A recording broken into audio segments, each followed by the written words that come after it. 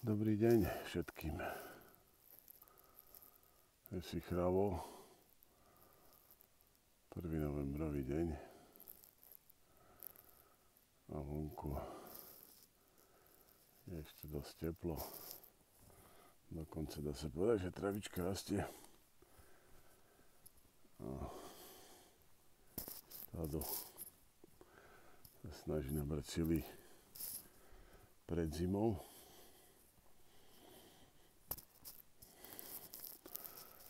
A ja som sa rozhodol, že pôjdem sa pozrieť, pretože máme nové prírastky v stade. Tak som sa rozhodol ich skontrolovať, lebo včera sme hľadali jedno čierne teľa. Bohužiaľ sme ho nenašli. Aj to sa niekedy stáva. Ono bolo dosť menšie, ako bývajú obvykle, ale podľa všetkého musela ho niekde kráva odložiť. Takže ho našiel predátor skôr. Ono sa to prvé dni stáva, lebo krávy majú ten pud v sebe ako divoká zver, že si odkladajú teľa tak, aby ho prišli iba nakojiť a vtedy má príležitosť predátor. Tak toto, na čo sa pozeráme, tak je už asi týždňové a je pekne v opatere 2 matiek. Takže tu je to všetko v poriadku. A tamto, čo leží na zemi, tak toto bude čerstvé včerajšie teliatko. Aj to druhé má aký týždeň, ktoré zabehlo za kravou. No, takže toto je jedno z najkrajších potešení pre hospodára, keď príde na pasienok a je tam teľa.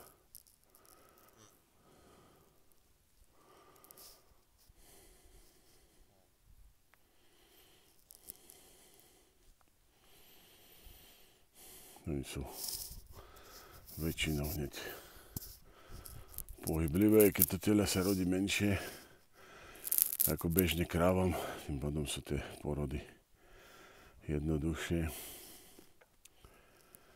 A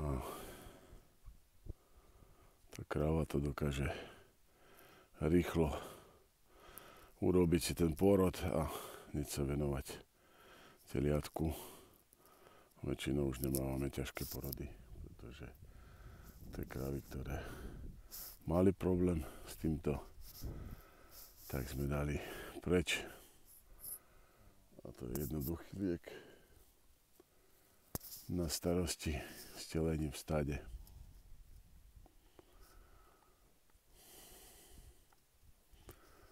Teraz je úplne ideálne počasie.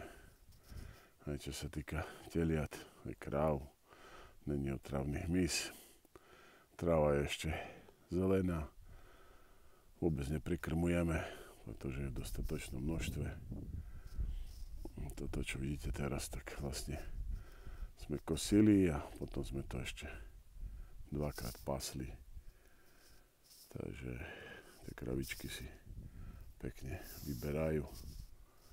Všetko ostalo.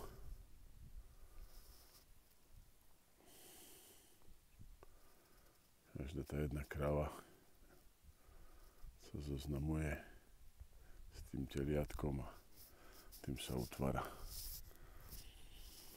tá sociálna štruktúra stáda. Škoda je, že to čierne sme nenašli, ale bolo, že veľmi malé, aj keď bolo životaschopné. Len ono je to tak, že niekedy človek uplakáva nejaký možný prírastok, ale ten možný prírastok mohol byť potenciálny zdroj problémov v budúcnosti, takže není teľa. Asi nesú ani problémy. No. keď takýmto spôsobom sa to stádo vlastne vyvinie, že to, čo je slabé, ide preč, tak potom nie sú žiadne ťažkosti.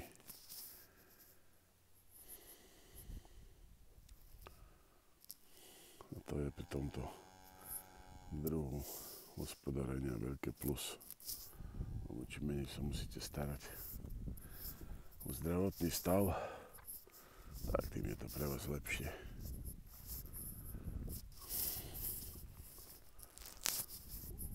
Pretože celá tá manipulácia vlastne prebieha len tak, že sa preháňajú z pastviny na pastvinu, aby sa dostali ku čerstvej paši. No a neskôr samozrejme začneme ich krmiť.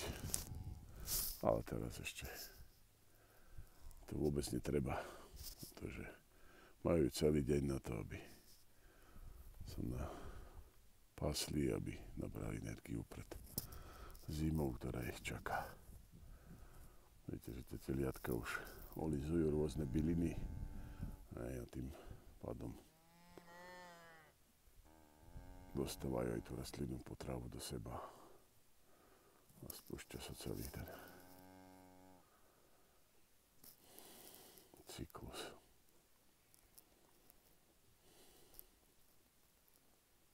Tak, takýto pohľad na koniec. Pekný deň všetkým. Dovidenia.